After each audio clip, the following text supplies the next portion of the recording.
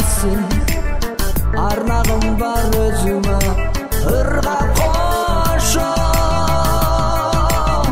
Дүйнөдө сейрек кездешкен гүл Баткен районунун Карабулак айылында жайгашкан Айгүл-Таш тоосунда өсөт. Калк арасында Айгүл гүлү аталган өсүмдүк Эдуарддын чаар гүлү деген илимий аталышка ээ. Ажайып гүл коңгуроону элестеткен таажылуу келип, узун жалбырактуу, кочкул кызыл сары түстө болот. Боюнун бийиктиги 1–1,5 метрге чейин өсүп, тамырлары терең жайгашат. Таштуу жерлерде тоонун тескей тарабынан гана учуратууга мүмкүн.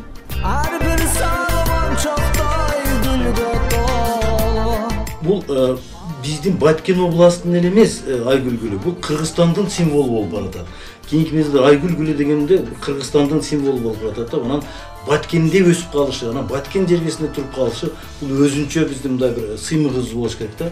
Болгондо дагы бүт тоодо эмес, кичинекей ушул биздин Баткендин жүрөгүндө болгон кичинекей бир балык сырттуу адырыбызда ошондой гүлдүн өсүп турушу бул чын эле мындай бир сыймыктана турган, анан коргой турган, анан аяр мамиле кыла турган ушундай бир өсүмдүктө, сейрек өсүмдүктө балким ыйык деп да койсок болот.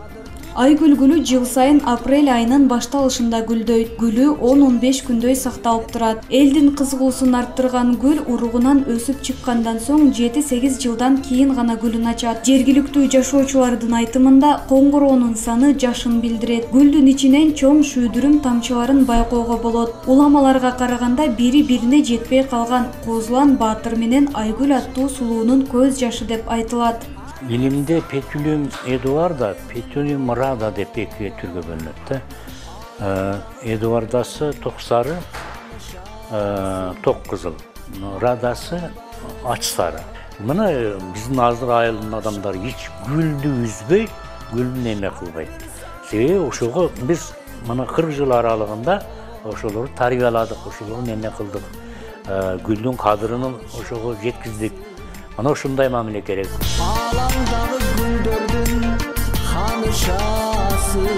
Гүл ачыла баштаганда жергиликтүүлөр жыл сайын гүл фестивалын белгилешет. Өткөн жылы пандемияга байланыштуу өткөрүлгөн эмес. Ушул тапта ачылган гүлдү көрүү үчүн келген ички жана чет элдик туристтердин агымы күчөйт. Жергиликтүү бийлик гүлдү коргоо максатында тоонун айланасына тосмолорду орноткон. Мында туристтер үчүн атайын маршруттук жол даярдалган. Ошентсе да көрүүгө келгендердин саны көп. Өсүмдүккө айыр мамиле жасалбагандыктан гүл жылдан жылга азайып, жоголуп кетүү коркунучунда. Мындан улам гүл майрамын быйыл да өткөрбөө чечими кабыл алынган.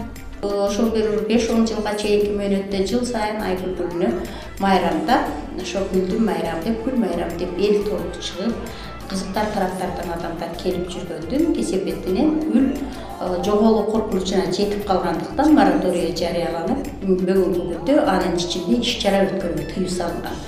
Антпесек биз гүлдү сактап, кийинки муундарга ошол кейде өткөрүп бере албай кала турган коркунуч бар. Өсүмдүк өтө сейрек кездешкен гүлдөрдүн катарына кирет. Андыктан Айгүл гүлү 1978 жылы СССРдин, кийинчерээк 2004 жылы Кыргызстандын Кызыл китебине киргизилген. Ал эми Айгүл-Таш коругу 2009 жылы Баткен облустук Токой чарба бөлүмүнө өткөрүп берилген. Учурда Токой кызматкерлери тарабынан кайтарууга алынган. Айжан Аташтанова, Эрнист Азамат уулу, Алтын бешик жаңылыктары.